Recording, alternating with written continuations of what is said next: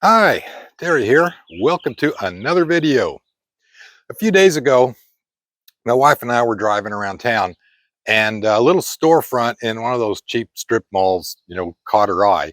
It was called the 99-cent store, and it looked like it was filled with the biggest collection of cheap, hippified slash goth junk you can imagine, right? So, of course, we had to stop and check it out. And I'm kind of glad we did because we were both pleasantly surprised. There was some fairly decent stuff in there. I got a new pair of leather shoes, 35 bucks, which in any of the tourist traps around here, the same thing would have sold for like 150. But the main thing that I walked away with was this. Yeah, it's a cane. Uh-huh, sure. I think you probably know me well enough by now to know that this is not just a cane, and I think you already know where this is going. So let's just get the first spoiler out of the way. Yeah, uh-huh. Pretty cool, huh? Now, this is not a sword, obviously, it's too short, and this is not a sword cane, although it fits in the same category. It's actually a dirk. Now, the difference between a dirk and a dagger is it has no sharp edges. It is strictly a stabbing weapon. You can't cut anything with this. And it's perfectly legal here in the state where I live in. Okay, now that that's out of the way, you think, yeah, okay, well, there are no more surprises. I know what this video is about, and I might as well just go watch something else. But if you stick around, you might also be as pleasantly surprised as I was. There's a few little secrets in store here for this. First of all, what attracted me to it was this black lacquer and gold overlay. Now, see, some people might consider this overly ornate or maybe even tacky, but it's actually a little reminiscent of the old Victorian, Edwardian British Empire days. They were really into that black lacquer, gold inlay, overlay type of furniture and stuff. And so this is kind of reminiscent of that period, which, by the way, is about the same time that this thing was coming into market and was getting popular up into, of course, the early 1900s, pre-World War II days, you might say. So I kind of like it. But one of the things that I noticed right away when I picked it up was how heavy it is. And of course, I got this part of it right away, right? But still, this is kind of heavy for a cane. I mean, this is not, wood or plastic. This is steel. Uh, Another thing I noticed was that the finish is not paint. It is a baked on ceramic finish. And I've worked with paints and top coatings in my profession, so I can tell the difference. And this is a baked on ceramic coating, which makes it very resistant to scratches, which is handy to have in a cane. But why would you need steel if it's, just cheap junk to hang on the wall or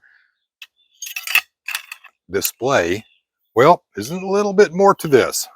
It's also got this little rubber old guy walking cane tip to it. Let me get that off. Oh, that.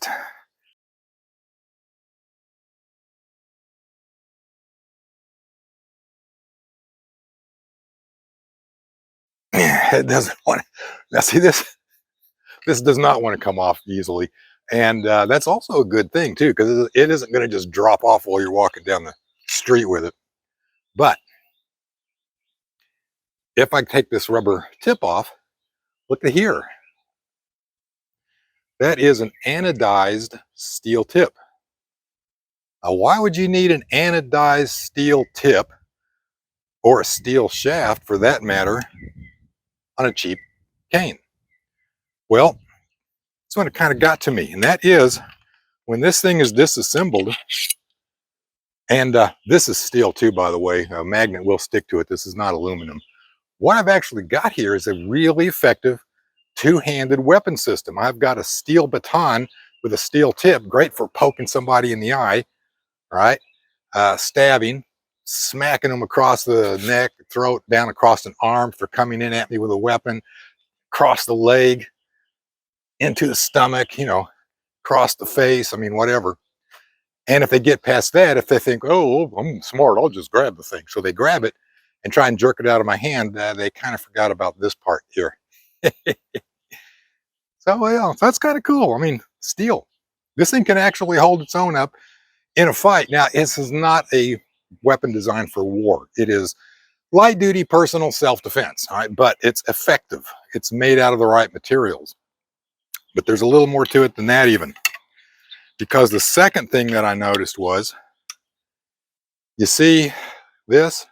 Well, this is plastic, just like the rest of this gold overlay is, but this is steel. There's actually a steel sleeve that's fit up over the steel shaft of the cane, making this part twice as thick.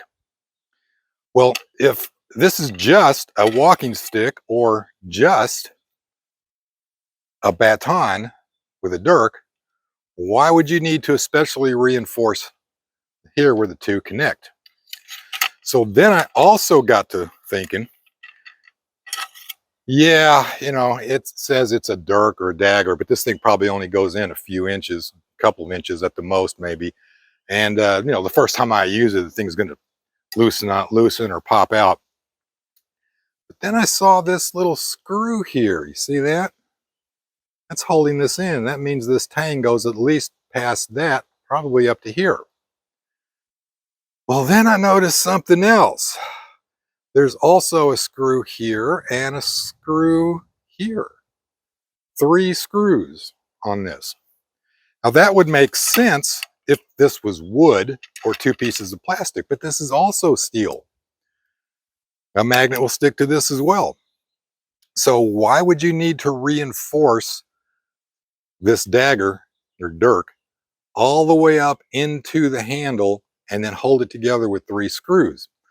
Well, it does give the dirk a really solid grip and a solid base for stabbing with, but it also does something else. It reinforces where the two meet, and this has at least steel in the core, which makes it a hammer.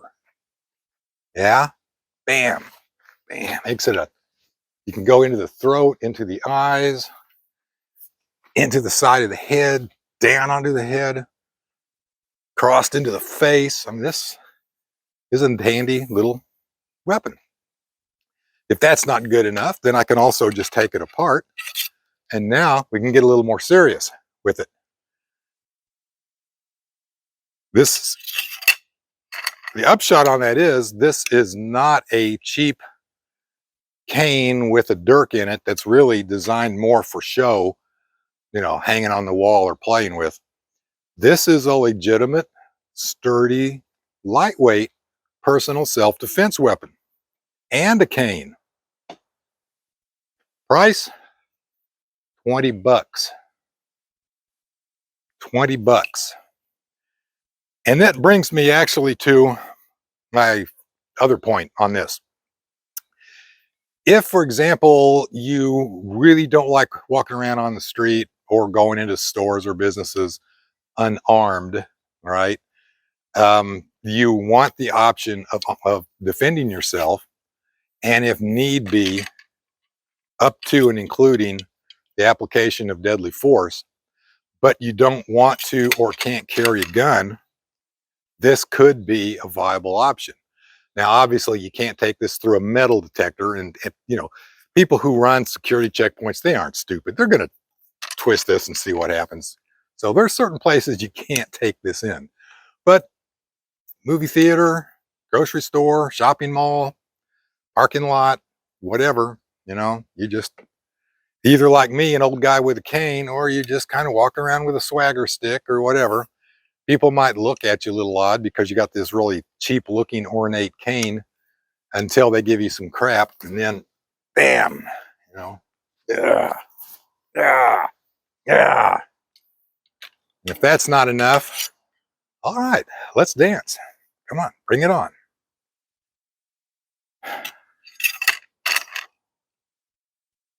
So there you have it. Oh yeah, and then also to protect the tip, you can always just put this rubber tip back on. Even though this might soften the blow of this, poking somebody with it, it's still anodized steel on steel, inside rubber. So still effective. Oh, final point. It's got a compass.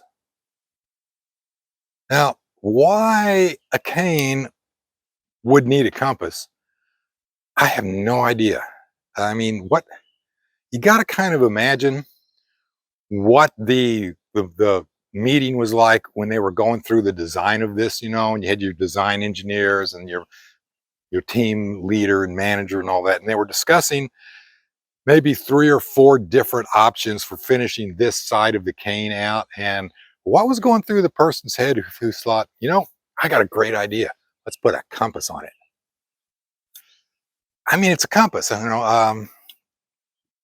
I do occasionally use a compass out in the deep, dark forest, even sometimes out on the road because my Toyota has a compass on the rearview mirror, but my Jeep doesn't.